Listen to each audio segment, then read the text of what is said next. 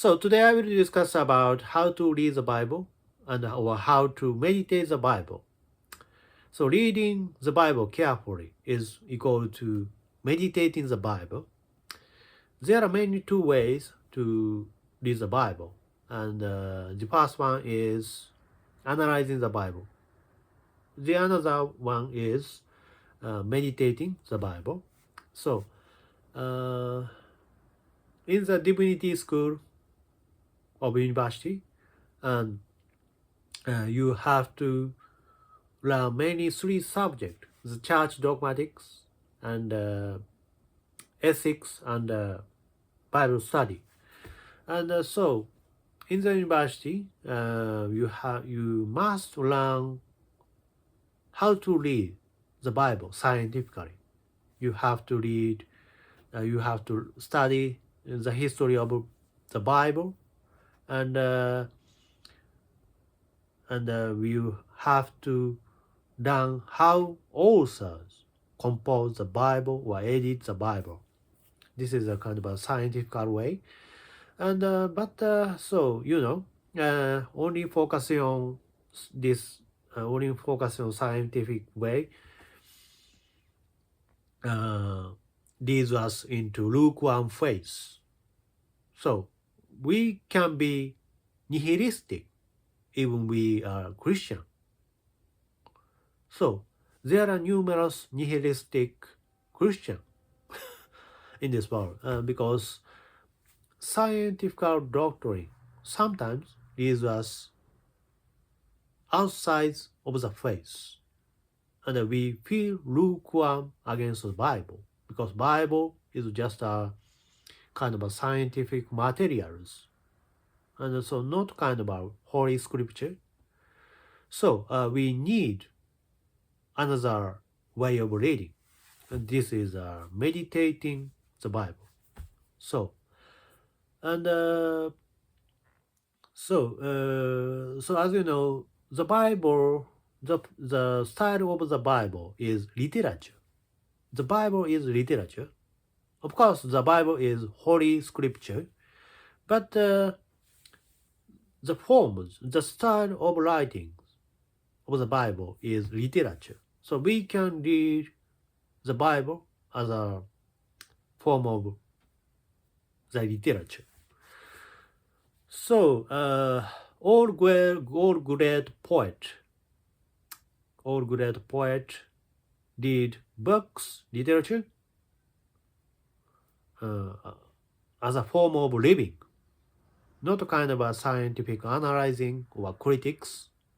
Poets never criticize the spirit of poem or literature, but they just absorb the essence of living in the articles, and they meditate how to live as a poet through reading poetry or literature.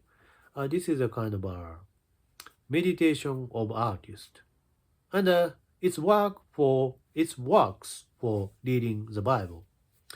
We can read the Bible as a poet, as an artist. So, for example, I respect the Saint John of the Cross, or other great saints such as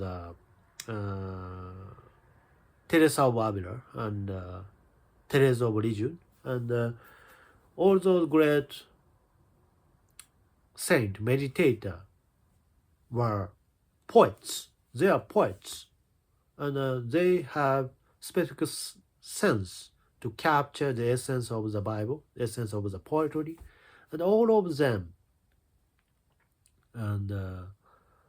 them love reading psalm and songs of songs.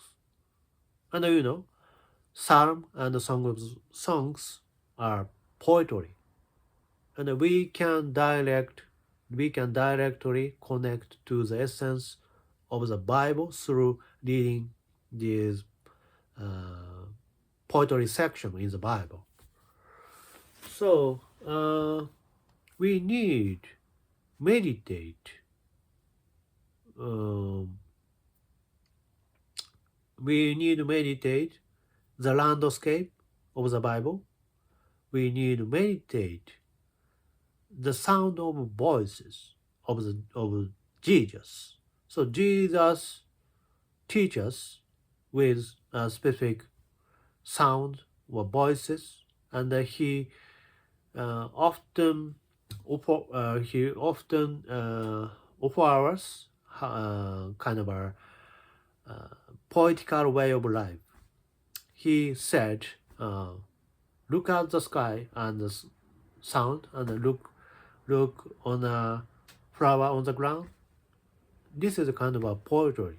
Jesus was a poet, and if we have a specific sense of poet, we can directly connect with Jesus' sounds, his spirits. So, meditation is an activity of poet, and as I said, poets never analyzing the Bible. Poets never criticizing the Bible, but they just bless the essence of the sentences. So I have now the Bible. This is a Japanese version, and so as you see, there are the Bible doesn't try to say everything. Of course, the Bible explains everything, but the Bible just imply something to teach us to. So the Bible doesn't say everything. So we have to imagine. You have to imagine the landscape or sentence, what sentences want to say. We have to imagine the true meaning of the scriptures. Sometimes we have to forget our imagination, but just read the sentences. So, for example, this St. John Cross recommend us forget everything, forget our intellectual activity, forget our imaginary world, imagination. Sometimes we should forget our imagination to understand the Bible, just to read the sentences. So both ways are contradictory each other, but so we have various stages in our spirits, and in the rudimentary stages we have to imagine various landscape or the sound of voices and songs, and we have to imagine the contents of the Bible, and those imagination nurture our spirits so rich, and we can be rich through imagining the scripture. But John Cross recommend us forget everything, forget your imagination, forget your intellectual activity in the advanced stages. So we can be advanced in your spirits, and so if you are in advanced stage, you should forget everything, including your imagination, including your intellectual activity, but you just read sentences, and through which you can learn selflessness. So reading the Bible is a meditation, and reading the Bible leads us true identity. And Thomas Merton said we have to find a true identity. But the true identity is a selflessness. Selflessness. We are nothing, empty. We are dust. This is a true identity, but we are so positive through reading the Bible. This is a very mysterious. We are empty, but we are positive. We are joyful. Thanks to the Bible, thanks to the Holy Scripture. This is a mysterious. And so, as I say, and there are many two ways to read the Bible. The first one is analyzing the Bible, and the second one is meditating the Bible.